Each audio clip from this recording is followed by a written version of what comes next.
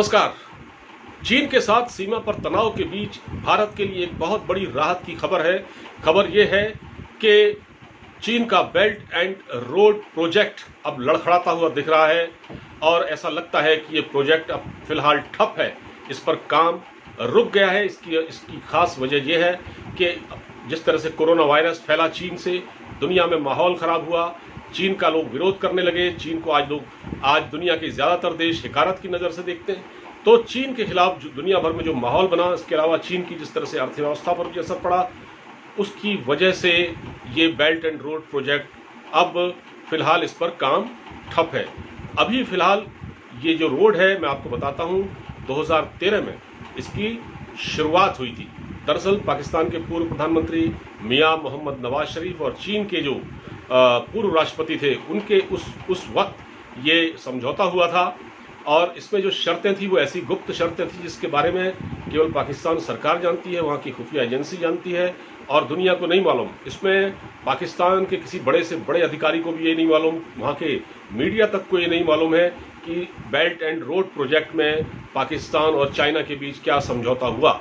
लव्वल लुआब ये है कि इस परियोजना से पाकिस्तान के हाथ में फूटी कौड़ी हाथ में नहीं आएगी, क्योंकि जो ग्वादर तक अभी तक काम कंप्लीट हुआ है वो भी आधा अधूरा है।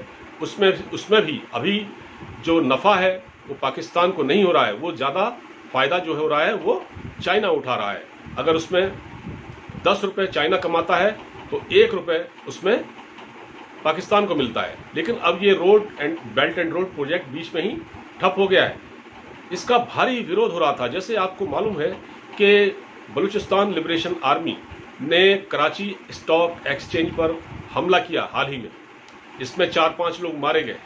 ये बलूचिस्तान लिबरेशन फोर्स के ये जो लड़ाके थे, जिसको पाकिस्तान आतंकवादी कहता है, दरअसल ग्वादर बलूचिस्तान में है और ग्वादर पोर्ट में पर जिस तरह से चीन ने वहाँ पर इंफ्रास्ट्रक्चर खड़ा किया है, उससे बलूचिस्तान के लोग बहुत नाराज़ हैं।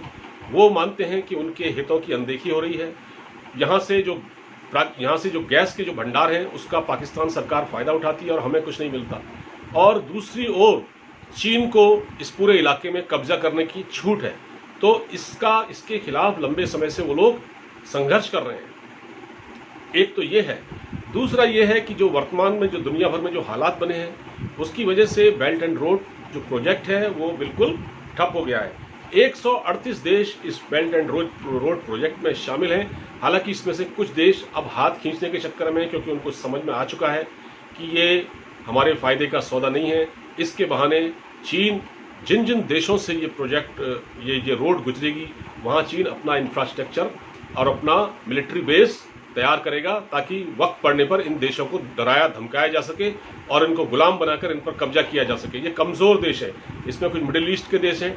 ये जो रोड है ये पहुंचेगी अफ्रीकी देशों तक। अफ्रीकी देशों तक चीन अपना माल पहुंचाने के लिए ये कारोबार ये रोड निकाल रहा है।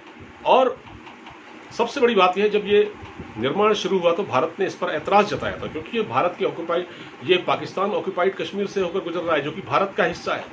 तो भारत ने इस पर सख्त ऐतराज़ किया था, लेकिन उस समय नवाज शरीफ की सरकार ने इसको नज़रअंदाज किया था। चीन ने भी अपनी हठधर्मी दिखाई थी। लेकिन अब ऐसा लग रहा है कि ये प्रोजेक्ट पूरा नहीं होगा, क्योंकि भारत के अलावा, भारत तो इसके खिलाफ है ही, इसके खिलाफ अमेरिका भी है। अमेरिका और सऊदी अरब भी इस प्रोजेक्ट के खिलाफ है। अमेरिका के भी, क्योंकि इससे व्यापारिक हित प्रभावित होने हैं, क्योंकि चीन सीधा अफ्रीकी देशों तक माल आसानी से कम खर्च में कम समय में पहुंचा देगा और इससे कहीं ना कहीं अमेरिका के व्यापारिक हित भी प्रभावित होने हैं। तो ये जो प्रोजेक्ट है, इस पर अभी फिलहाल काम रुक गया है। आपको मालूम होगा कि अफ्रीका में एक देश है जिबूती, जिस पर अभी चीन ने लगभग कब्जा कर लिया है। उस पर भारी कर्ज है चीन का और वो चीन के जाल से निकल नहीं पा रहा है। दुनिया के देशों को अब ये समझ में आने लगा है कि ये बेल्ट एंड रोड कुछ नहीं है, इसमें चीन के अपने हित हैं, बाकी देशों का इसमें कोई हित नहीं है। और भारत के लिए राहत भरी खबर यह है कि इस पर काम फिलहाल ठप हो गया है। फिलहाल इस वीडियो में इतना ही। अब मुझे इजाज़त दीजिए, अपना ख्याल रखिए, नमस्कार।